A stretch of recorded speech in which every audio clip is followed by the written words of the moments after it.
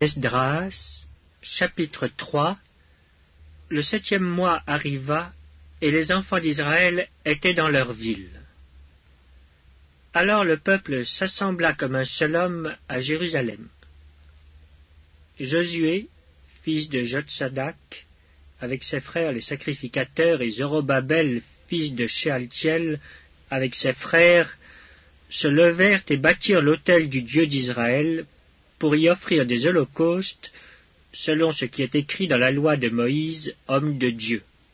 Ils rétablirent l'autel sur ses fondements, quoiqu'ils eussent à craindre les peuples du pays, et ils y offrirent des holocaustes à l'Éternel, les holocaustes du matin et du soir. Ils célébrèrent la fête des tabernacles, comme il est écrit, et ils offrirent jour par jour des holocaustes, selon le nombre ordonné pour chaque jour. Après cela, ils offrirent l'holocauste perpétuel, les holocaustes des nouvelles lunes et de toutes les solennités consacrées à l'Éternel, et ceux de quiconque faisait des offrandes volontaires à l'Éternel. Dès le premier jour du 7e mois, ils commencèrent à offrir à l'Éternel des holocaustes. Cependant, les fondements du temple de l'Éternel n'étaient pas encore posés. On donna de l'argent aux tailleurs de pierre et aux charpentiers, et des vivres, des boissons et de l'huile aux Sidoniens et aux Tyriens, pour qu'ils amenassent par mer jusqu'à Japhos des bois de cèdre du Liban, suivant l'autorisation qu'on avait eue de Cyrus, roi de Perse.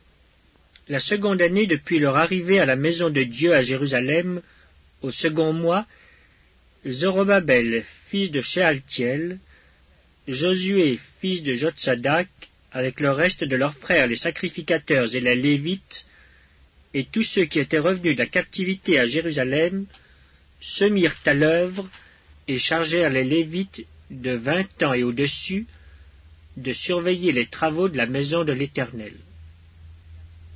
Et Josué avec ses fils et ses frères, Kadmiel avec ses fils de Juda, les fils de Henadad, avec leurs fils et leurs frères les Lévites, se préparèrent tous ensemble à surveiller ceux qui travaillaient à la maison de Dieu. Lorsque les ouvriers posèrent les fondements du temple de l'Éternel, on fit assister les sacrificateurs en costume avec les trompettes, et les Lévites, fils d'Asaph, avec les cymbales, afin qu'ils célébrassent l'Éternel d'après les ordonnances de David, roi d'Israël. Ils chantaient, célébrant et louant l'Éternel par ses paroles. Car il est bon, car sa miséricorde pour Israël dure à toujours. Et tout le peuple poussait de grands cris de joie en célébrant l'Éternel, parce qu'on posait les fondements de la maison de l'Éternel.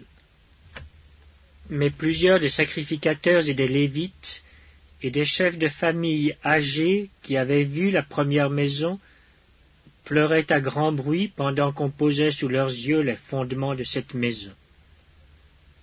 Beaucoup d'autres faisaient éclater leur joie par des cris, en sorte qu'on ne pouvait distinguer le bruit des cris de joie d'avec le bruit des pleurs parmi le peuple, car le peuple poussait de grands cris, dont le son s'entendait au loin.